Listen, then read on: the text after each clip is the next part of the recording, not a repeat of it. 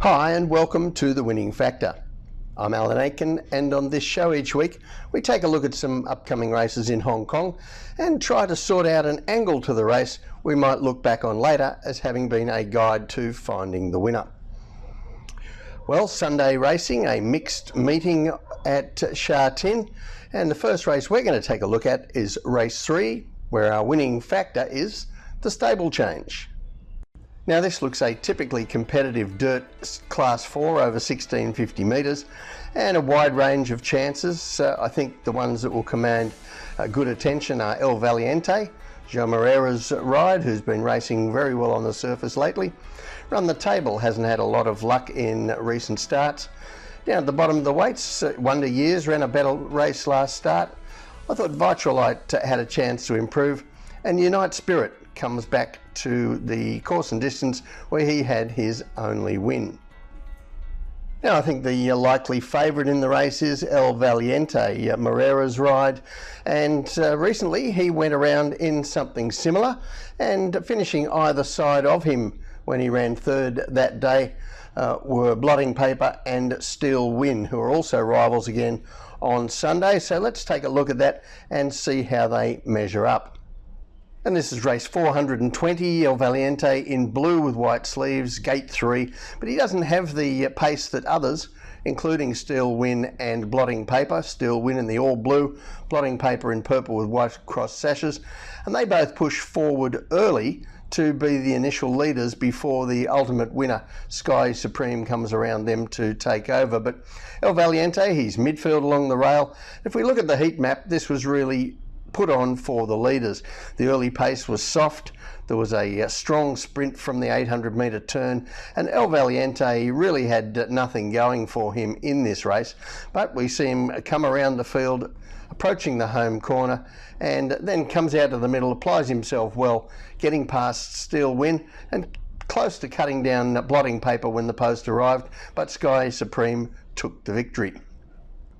So an excellent performance there from a horse who is hard race fit and in form, and he looks to have a great chance in this race. But my eye was also drawn to a horse who not only doesn't have a recent race, he doesn't even have a barrier trial for us to show you, and that's Unite Spirit. So I thought we might go back and get something from his victory over 1650 on the dirt last season. And this is in April. It's race 598 last season, and you see him in grey and white colours at gate 6. Blake Shin in no hurry on Unite Spirit early, and El Valiente from a lower draw gets past him early and then gets a great run through the race, a few lengths in front of Unite Spirit. Now there was good speed on here, as you can see, and when they turn into the straight, both these horses are looking for runs through the field.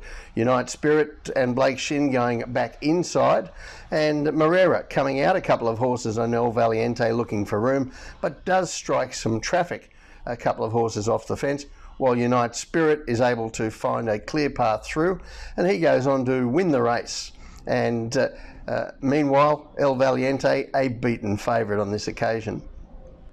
Now Unite Spirit put a decent gap between himself and El Valiente there, even allowing for that traffic trouble that Moreira had on El Valiente.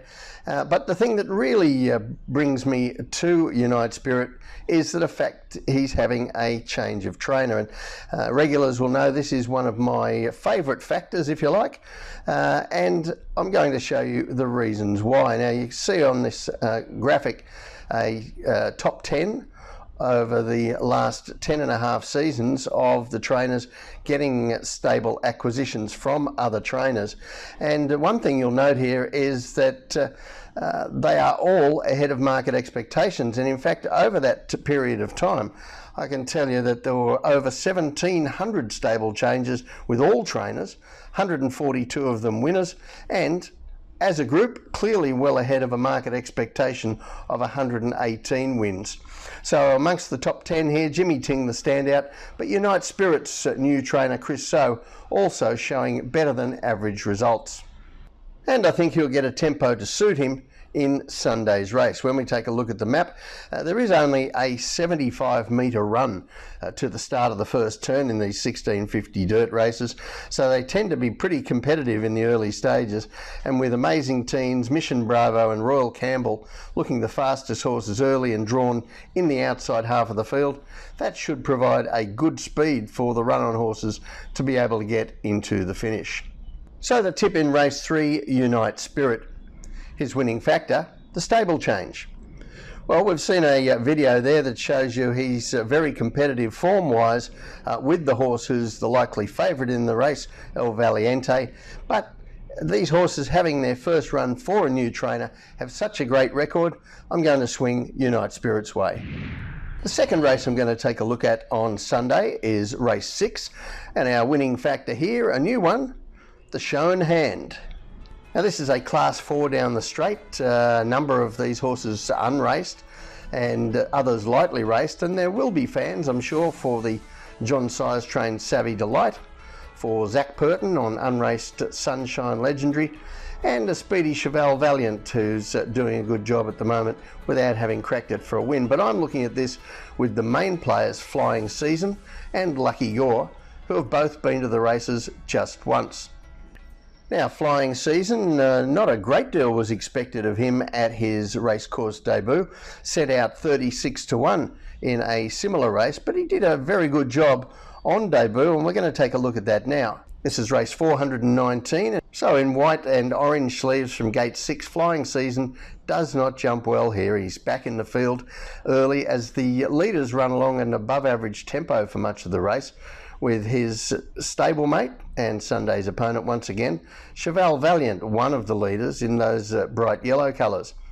So the leaders didn't go crazy, but they did do enough work to let the run-ons into the race over the final stages. And you see here, after the 400 metres, Jerry Chow gets Flying Season in clear room, albeit in the middle of the track, which is usually not the best place to be, and he sticks on well to be just pipped on the line. Now, he should be improved by that experience of having had a race, and he does have a better draw on Sunday. Now, I was a bit cheeky when I said that Lucky Gore had been to the races once. Well, he went to the races, but he didn't race because he was in a similar race down the straight, backed in from $5 to a very short price, and then managed to play up in the barriers and got himself scratched.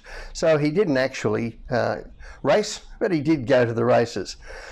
Now, since then, he's been back to the trials twice, the first time to keep the stewards happy after his performance at his intended debut, and then again he trialled on the 25th of February, and we're going to have a look at that trial right now.